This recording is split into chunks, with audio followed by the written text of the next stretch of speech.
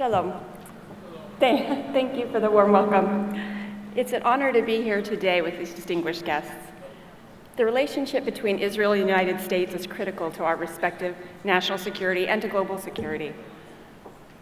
Lockheed Martin and Israel have a long-standing strategic relationship from the establishment of the State of Israel, when Lockheed Constellations provided ammunition to the new state.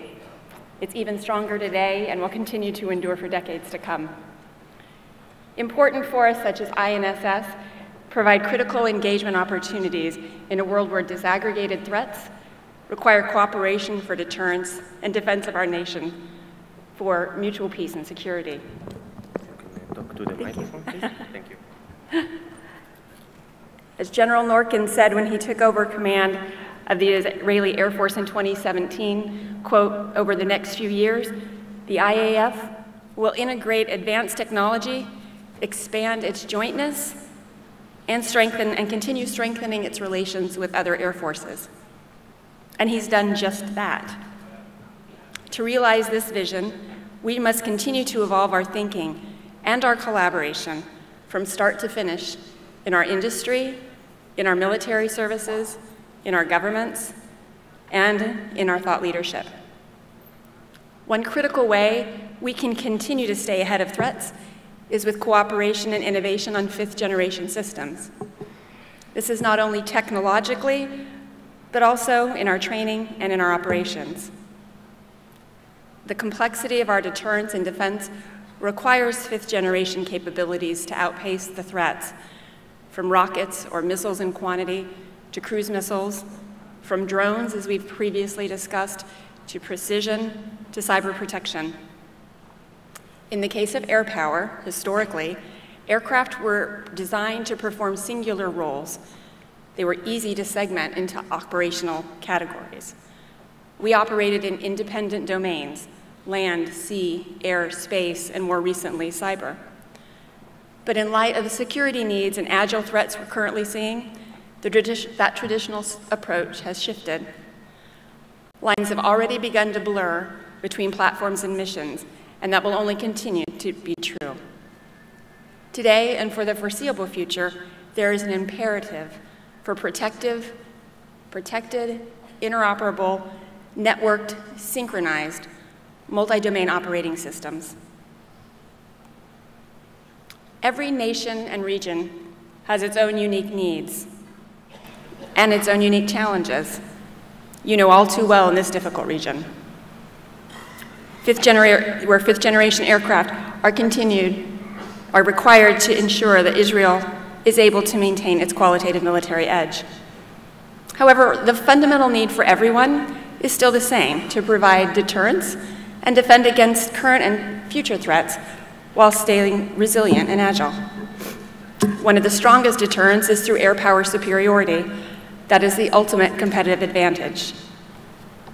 For at its core, the primary reason for air power is to provide deterrence, to prevent war.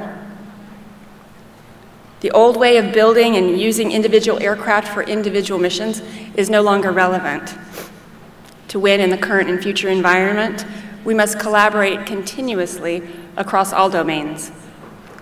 At a basic level, successfully conducting multi-domain or joint all-domain operations is about connecting systems. These joint all-domain operations require us to build resilient networks that provide exacting and pure data streams to our warfighters and our strategic leadership. Aircraft must quickly fuse and make usable large amounts of critical data across multiple domains to predict, disrupt, and overwhelm our adversaries. This collaboration and data fusion is already happening. As you can see in this photo, exercise Tri-Lightning over the Eastern Mediterranean Sea occurred on June 25th, 2019. In it, you'll see the US Air Force F-35A Lightning II in the center, leading a formation of Israeli Air Force F-35I on the right, and UK Royal Air Force F-35B on the left. Exercise Tri-Lightning was a defensive counter-air exercise involving US, UK, and Israel. The exercise was designed to improve interoperability and coordination in air operations among partners. Another example, Blue Flag, was conducted in November 2019 between Israel, the US, Greece, Germany, and Italy. It's another great example of how fifth-generation aircraft are sharing information, tactics, training, and cooperation between the IAF and its allies in the region. Our near-peer adversaries are advancing quickly and providing new challenges around the world in new locations across all domains. They drive threats advanced in capability and quantity in all domains: air, land, sea, space, and cyber. And each domain is becoming exponentially more difficult to defend. All of this drives, in the past, systems that would take weeks or even months to deny access to a geographic area. Now that happens with the flip of a switch or a keystroke with advanced networks or threat systems. All of this drives the need for fifth-generation network capability and capacity as a fundamental requirement to ensure deterrence. Previously, we had to adapt platforms to services to meet these needs. However, with the F-35, this has changed the paradigm. And as former IAF Commander Major General Amir Eshel said, regarding the F-35, the IAF is going to adapt itself to the F-35, which will take the IAF up to another level, end quote. These capabilities are particularly needed in contested airspaces.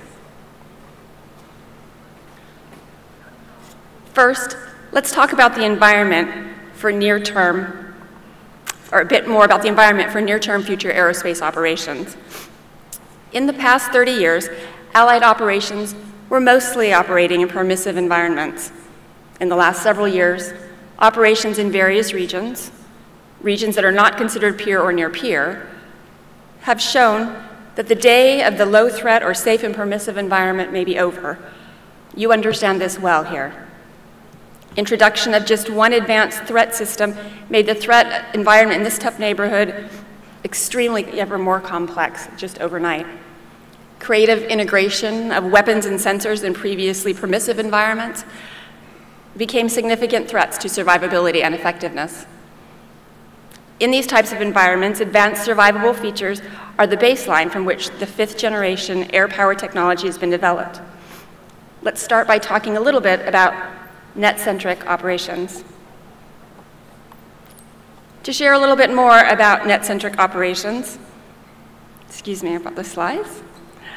To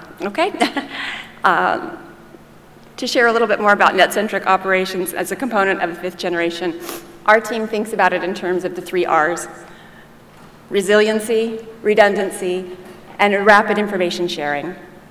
This net-centric approach provides network resiliency as threat environments continue to evolve. We know that there are hundreds of tools and systems available that the warfighter can be provided with for real-time information in the battle space. But to be successful, this requires us to build resilient networks that provide exacting and pure data streams to our warfighters and strategic leadership, and aircraft that quickly fuse large amounts of critical data, making it usable across multiple domains to give us those immediate choices. New aircraft are linked across large distances and are now able to benefit from the power of geometry. And airmen are no longer considered just pilots or wingmen, but partners are spread across vast distances, acting as data nodes. Together, they are battle space managers. As we say, every platform is a sensor, every sensor is networked. This is achieved through the foundation of advanced secure data links and ensures that the entire defense force stays completely connected. Fifth generation is the minimum capability and capacity needed for this future battle space. As we take on these challenges together, we are just at the beginning of unlocking the full potential of what fifth generation and multi-joint all-domain operations can do together. Israel is considered a leading country for developing and implementing technology in all domains and spectra. Your industry has been part of leading the development for the F-35, and INSS's thought leadership and strategic thinking will be even more important in the future. We're honored to have an enduring strategic partnership between Lockheed Martin and Israel, and we look forward to peace and prosperity in both of our countries for decades to come. Thank you.